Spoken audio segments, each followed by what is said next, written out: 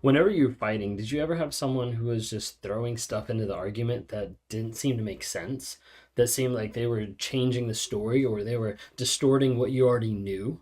So, oftentimes, when you're interacting with a narcissist, when you're getting into an argument, when you're having a big fight, a frustration, whatever it might be, you might start to notice the gaslighting aspect of it, but also just the plain reality that they're distorting the reality that you're used to. They're distorting what you're looking at. This is typically popular with covert narcissists in particular, of like honing in and focusing on like small little pieces that distort your reality, make you question what's actually real. If you guys are new here, my name is Ben Taylor. I'm a self-aware narcissist on this platform to provide awareness, growth, healing, and change. And we do this every single day by dropping small nuggets of truth on multiple platforms out there: TikTok, Instagram, Facebook, YouTube. We also have the podcast. So if you're watching or listening, please rate, subscribe, follow, whatever. You can look us up under Raw Motivations on all platforms. Would love to have you interact with community and all the different people on the different platforms, but also the community inside the Narcissistic Abuse Recovery Community, the NARC app. And if you type in NARC, NARC, into Google Play or into Apple Store, you can download a community that is of like-minded people that are working on healing, growing, changing, and developing. And we do that by having courses on there that can teach you about narcissism, that can teach you about healthy dating after narcissism, about how to set up boundaries of all different types of things. And we're constantly updating and working on growing that on a month-to-month basis. We also have a place where you can ask advice of other survivors all across the globe and see who else has been struggling with the same things, because you never know. A lot of people are struggling with the same exact things that you're struggling with. And then you can check out our weekly lives that we go live and be able to talk, have people come on screen, but they're secured inside the app. So you can talk about stuff that's happening right here and now and that you don't want to be public, or that you have to make sure that you're being careful about your safety. And we try to be conscious of that. Also, monthly coaching that we engage with people on a month-to-month basis with myself and coaches from all across the globe, trying to help you grow, change, heal, develop after the narcissist. And how are you going to continue moving forward with your growth, healing, and change? So I'd love to have you be a part of that. So check that out. If you want to talk with me one-on-one sometime, you can go to rawmotivations.com. You can click the link down below. But today, one of the things we're talking about is distorting reality. And one of the books that we've been touching base on, just to give you an idea, has been The Covert Passive-Aggressive Narcissist by Debbie Mirza. And one of the things in here that it talks about is going into covert narcissism and the idea of them distorting reality. It says here, narcissists will throw strong statements at you that make no sense at all and have no basis in reality, but they speak in such a strong and convincing way that it makes you consider that they're obviously false. Their accusations of you are almost as ludicrous as them saying you alone are responsible for the lack of affordable health care or the ice caps melting, and you take a moment to wonder if they're right. You do this because you've been manipulated for a very long time. You've been brainwashed, and it takes time to unravel. The accusations they will throw at you keep you spinning inside. You end up expending a lot of energy around these ridiculous statements because you have a hard time believing this person, whom you loved and trusted, is lying to you and manipulating you. It takes time to undo years of illusion and see the truth. It will happen.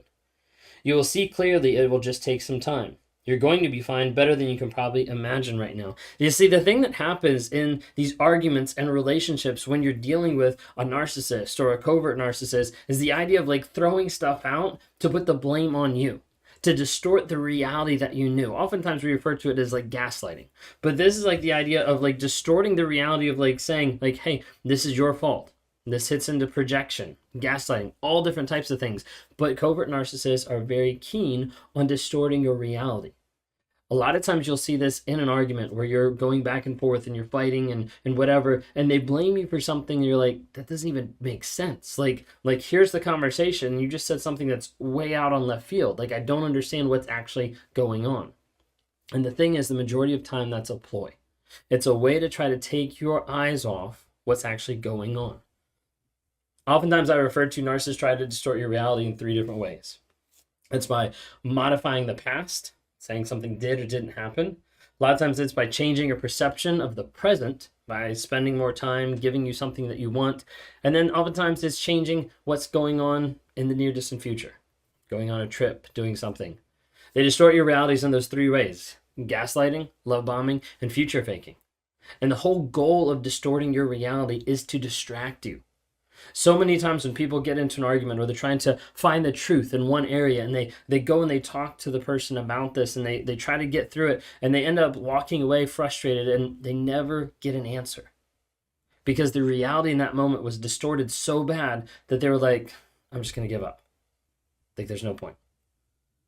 The hard thing is when it's that person that you've loved. And it's that person that you've grown with for a period of time, or you felt connected, and all of a sudden you realize, wait a second, it seems like they're actually manipulating me by what they're saying. And oftentimes that's the case, because they're trying to manipulate, and they're trying to say, hey, the reality that you're experiencing is not real. And that's why they'll try to blame you for anything and throw anything at you. Oftentimes people have a hard time seeing the reality of this, how they can't see it very clearly. So when you start to get an idea of like, maybe there's something here, or maybe I'm getting abused, or maybe something's happening, start to question a little bit of reality, because some of the reality that might have been around you might not be 100% real. And a lot of times when I partner with people, either through coaching or through, different live events that we do, is trying to help people break down the cognitive dissonance of what's actually going on. Because the reality that you're experiencing versus the reality of what the narcissist is experiencing is oftentimes two different things.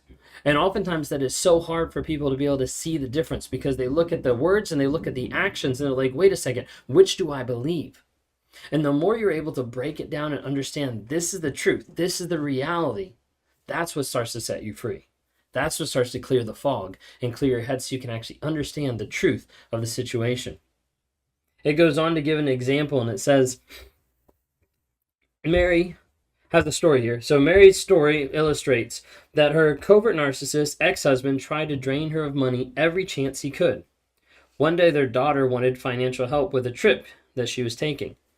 Mary didn't receive any child support for her, and her narcissist had petitioned early on to take that away from her.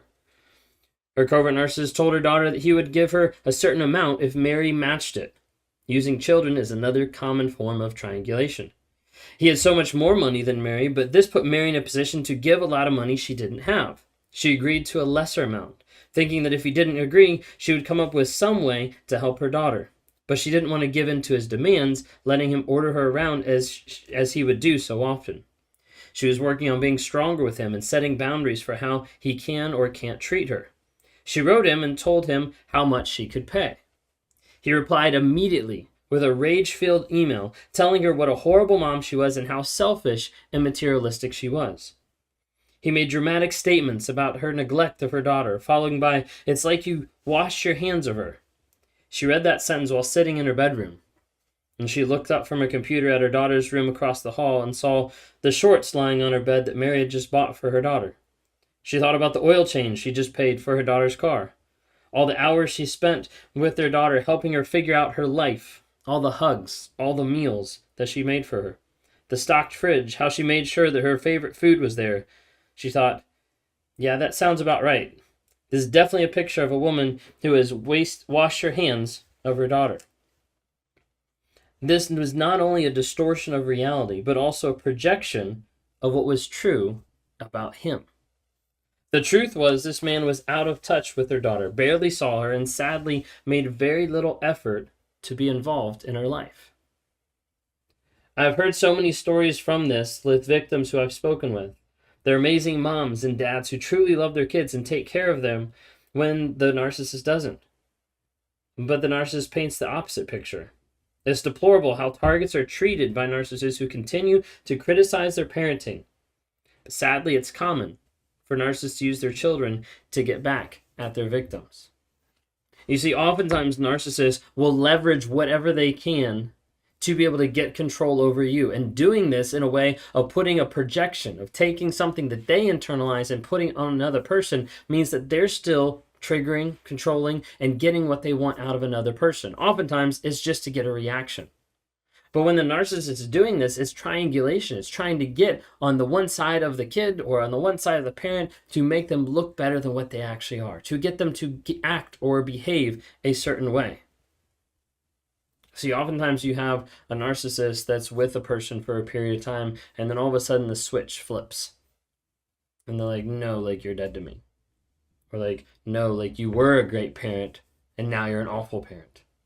all the things that they once praised about you and that they said, wow, you're great at this or you're amazing at this, all of a sudden they flip the script and they're like, whoa, no, not anymore. And that's when they start taking their own insecurities, their own failures, their own flaws, and project them onto you to distort your reality and to make you think, wait a second, maybe it's me. Maybe it's my fault. Maybe I'm doing something wrong. Maybe I'm not investing. Maybe I'm not helping. Maybe I'm not encouraging the way that I think I am or the way that I say that I am. Maybe it's me.